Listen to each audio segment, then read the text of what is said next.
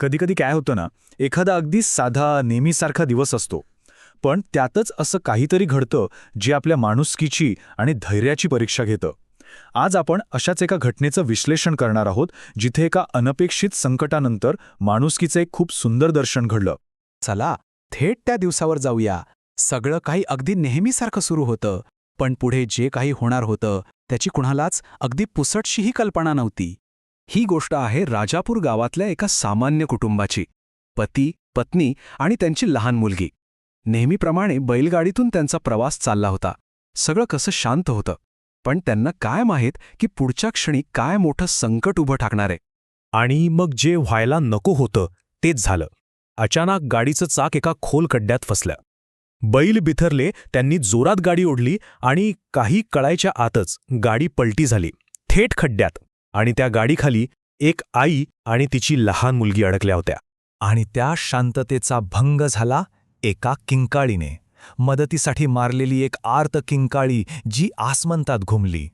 पण म्हणतात ना, जिथे संकट असतं तिथेच आशेचा किरणही असतो.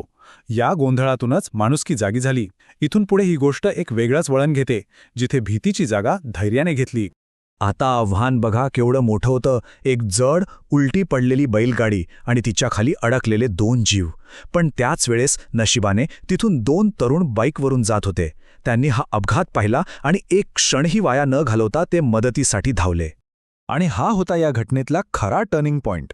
जवळच्याच शाळेतल्या एका शिक्षकांची नजर या अपघातावर पडली आणि त्यांनी जे केलं ते खरंच खूप महत्त्वाचं होतं. ते फक्त बघत राहिले नाहीत, त्यांनी थेट मुलांना आवाज दिला, "मुलांनो, आपल्या शाळेबाहेर अपघात झालाय, चला लवकर चला तिकडे." आणि मग बघा काय झालं. ते 2 तरुण तर होतेच, पण त्यांच्यासोबत शिक्षक आणि शाळेतली लहान लहान मुलं. कुणी कोण आहे, कुठल्या जातीचं आहे याचा विचार न करता सगळे एकाच दिशेने धावले. फक्त एकच उद्देश होता, मदत करायची. आता आपण बघूया की या सगळ्यांनी मिळून हे अशक्य वाटणारं काम शक्य कसं केलं. कारण या पुढच्या भागातच आपल्याला खऱ्या माणुसकीचं दर्शन घडणार आहे. सगळा गोंधळ बाजूला सारून एका टीमप्रमाणे काम सुरू झालं. बघा, तरुणांनी आणि गावकऱ्यांनी मिळून गाडी उचलायला जोर लावला, तर मुलांनी आणि शिक्षकांनी आजूबाजूची गर्दी कमी करून जागा मोकळी केली. आणि मग अगदी काळजीपूर्वक त्या आई आणि मुलीला गाडी खालून बाहेर काढलं. एवढ्यावरच ते थांबले नाहीत. शिक्षकांनी लगेच कारखान्याच्या मालकाला आणि ॲम्ब्युलन्सला फोन लावला. पण खरं सांगायचं तर मन जिंकलं ते त्या लहान मुलांनी. त्यांच्या कृती छोट्या होत्या, पण त्यामागची भावना खूप मोठी होती. विचार करा, काही मुलं आपल्या वह्यांनी त्या घाबरलेल्या बाईला वारा घालत होती. एका मुलीने तर स्वतःचा रुमाल काढून त्या लहान मुलीची जखम साफ केली. तर दुसऱ्या मुलीने आपल्या फ्रॉकचा तुकडा फाडून तात्पुरती पट्टी बांधली.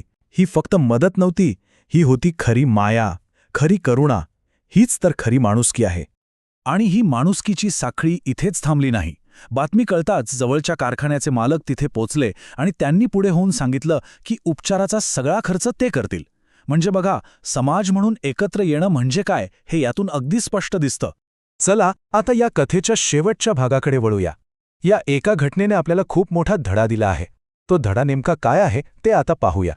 या सगळ्या प्रकारात एक गोष्ट खूप प्रकर्षाने जाणवली, ती म्हणजे प्रसंगावधान. हा शब्द कदाचित थोडा मोठा वाटेल, पण याचा अर्थ खूप सोपा आहे.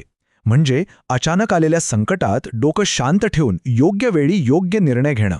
आणि हेच त्या तरुणांनी, शिक्षकांनी आणि अगदी त्या लहान मुलांनीही दाखवून दिलं.